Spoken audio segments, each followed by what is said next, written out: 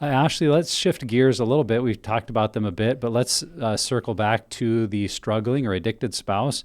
What is their role in helping their partner with betrayal triggers? Can they help in this area, or do they need to just, back away and let them deal with it?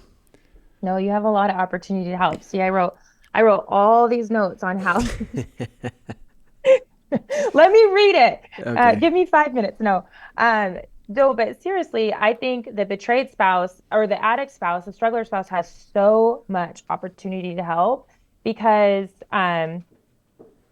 because it's this terrible place to be as a betrayed spouse when the person that you probably have gone to for all of your comfort for is anytime something happened at work or your best friend Sheila said this or whatever, you go to your spouse and you share it. So it's like it is your person that has done this to you. And so now that you're left with this betrayal and this discovery, there's this pull between wanting that connection back as soon as possible and wanting that comfort, but also they're the person that hurt you. And it's a terrible place to be. I'll have Mhm. women say, is it okay? What's wrong with me that I want to have sex with my husband, even though I'm so angry and I feel so safe? And it's like, yeah, we're bound to this person. And so being that that's the situation, the addict spouse has so much opportunity to step into that. And I will say, don't crazy make or gaslight though. If you're still struggling, if you're still relapsing, if you're still edging, if you're still lying, if you're still hiding, do not say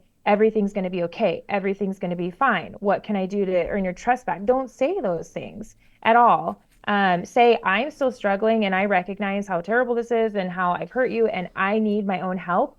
And these are the things I'm doing. I'm getting counseling. I've called the counselor. I have an appointment on this day. I've joined a Pure Desire 7 Pillars group. I've taken these apps off. I've downloaded this software monitoring system. I've reached out to these two guys and asked if they would be my check-in accountability partners when I'm struggling. And you can create a whole list of things for your spouse that you're doing for yourself if you're not the one if you're not in a healthy place to be able to walk alongside her. And so that Yeah. is kind of your version of helping if you're still maybe out of control and chaotic, that you're showing you're Yeah. taking the steps to first get your addiction under control.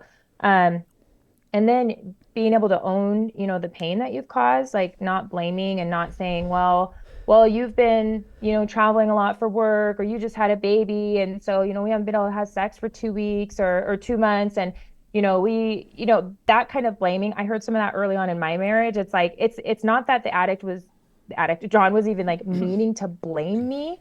But that's how it came across. It Hmm. was he was trying to explain why these things happened, but it came across as shaming and blaming, which really is what it was. And it took him going through group to take ownership. So just say no, like I caused this. So even recently when I said like, oh, I had a little betrayal trigger, I started off by saying like, I do not want to hear that this is because my mom is living with us, because if it's not my mom living with us, it's my ex-husband, it's that we have teenagers, it's that your parents are super religious and the expectation is too high, or it's that you had a divorce or you were in the army. Like there's always something. And I Hmm. understand stress brings us to wanting to act out or edge or have relapses, but we can't use those as excuses with our spouse. So just Yeah. totally own it. Do not give any excuses.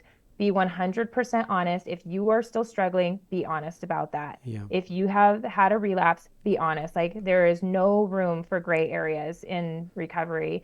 Um, and then do the work. Like ruthlessly go after your own healing and do the work. Don't be like, Hmm. well, I guess I'll call the counselor. And then 3 weeks goes by and your wife is like, so when are you going to call that counselor? Like, just do it, get on Yep. it and do it all. So those are some of the ways. And then of course you guys can, when you get to the place where you're able to sit down and talk and maybe with a counselor, talk through when you're feeling triggered in these ways. Like these are some of your common triggers. What would help? What would help? And so I've told John, when I'm feeling triggered, I don't really want you to touch me at that point. So offering to help with the kids, offering to set up a day away with my best Hmm. friend. Those are things that are helpful. Offering to make dinner so I can go on a walk and like clear my head and not have all this stress.